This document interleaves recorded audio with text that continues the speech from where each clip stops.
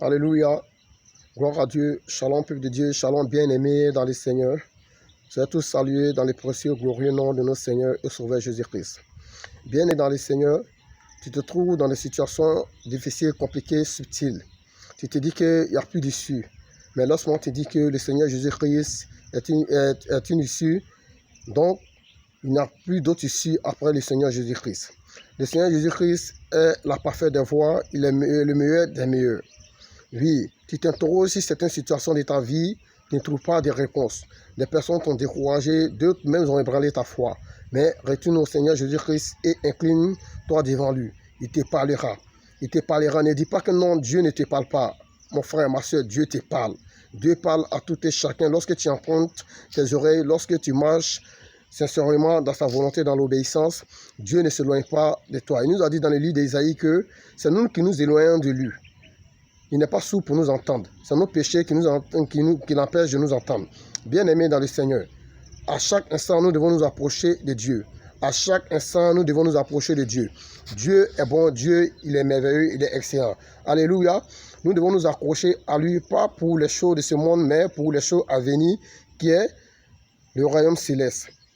Il faut savoir que ici passera. Mais ce qui demeurera, c'est la parole de Dieu. Nous partirons avec la parole de Dieu. Donc nous devons absorber une grande quantité de la parole de Dieu. Celle-là, elle doit être un combustible pour nous. C'est-à-dire quand nous voyons une voiture, un véhicule qui a besoin de l'essence pour pouvoir partir, c'est comme ça la parole de Dieu nourrit notre âme, nourrit notre spirituel. Bien-aimés dans le Seigneur. Le Seigneur a dit que nous ne vivrons pas que de pain, mais de la parole de Dieu. La parole de Dieu est la nourriture de l'âme. Quand un enfant veut grandir, quand un enfant doit grandir, on a besoin de lait pour les bébés pour pouvoir grandir. Mais nous, les enfants de Dieu, nous n'avons pas besoin de lait. Notre lait est le lait spirituel qui est la parole de Dieu.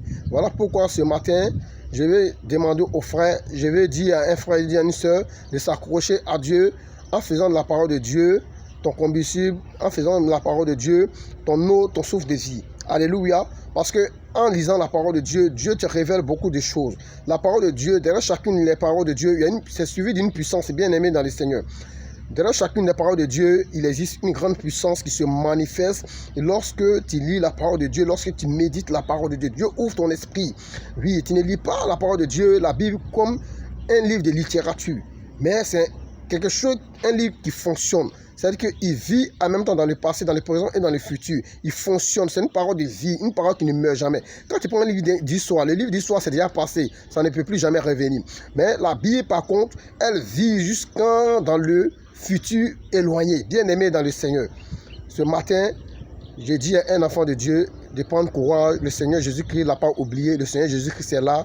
Dieu t'aime et il t'aimera pour l'éternité. Accroche-toi au Seigneur Jésus-Christ. Cela est un message pour quelqu'un qui veut effondrer sa foi, pour quelqu'un qui est en train de s'éteindre. Alléluia. Bonne journée dans l'amour de notre Seigneur Jésus-Christ. Amen.